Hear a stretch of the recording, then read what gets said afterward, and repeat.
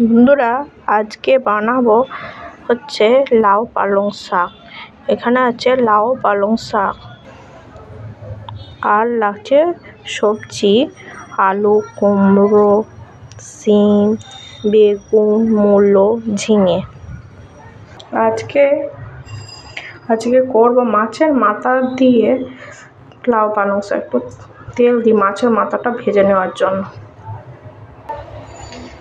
তেলের ওপর মাছের মাথাটা ভাজতে দিই।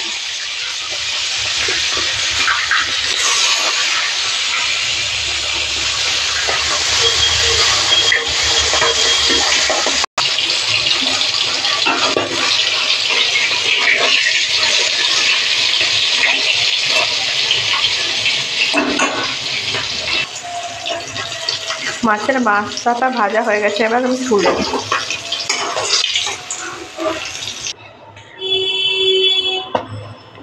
তেলেতে দিলাম পেঁয়াজ,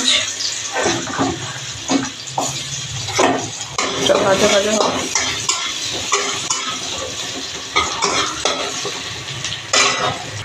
ভাজা ভাজা হয়ে গেছে। এবার দেবো রসুন,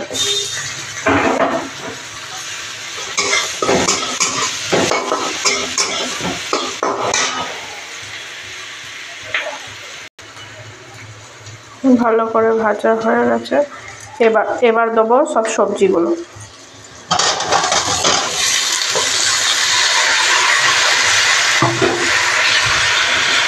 ভালো করে নাড়বো।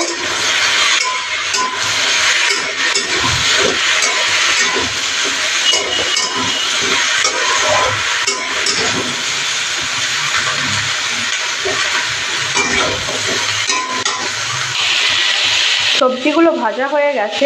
এরপর দেবো মশলা। এতে আছে জিরে, ধনে, আদা, হলুদ আর লঙ্কা। ভালো করে নেড়ে নেবো। একটু ভালো করে মিশিয়ে নিই। এরপর শাকটা আমরা দিয়ে দিই।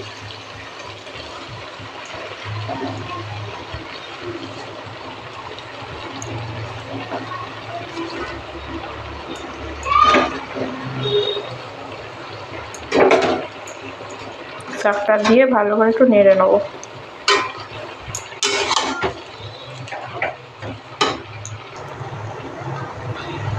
এবার দিয়ে দেবো পরিমাণ মতো নুন।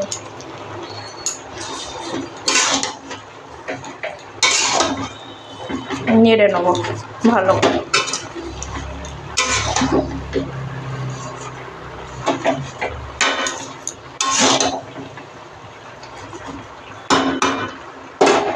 এবার একটু ঢাকা দিয়ে দেবো। এবার মাছের মাথাগুলো দিয়ে দেবো। মাছের মাথাগুলো ভালো করে নেড়ে নেবো। সামান্য একটু জল দিয়ে দেবো সেদ্ধ করতে। এবার ঢাকা দিয়ে দেবো।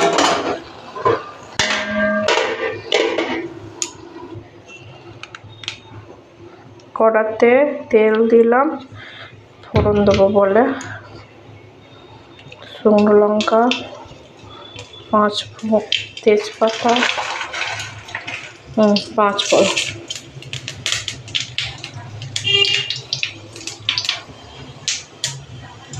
এবার শাকটাকে দিয়ে দেবো। এবার নাড়বো, ভালো করে একটু নেড়ে নেবো। সামান্য একটু মিষ্টি দেবো।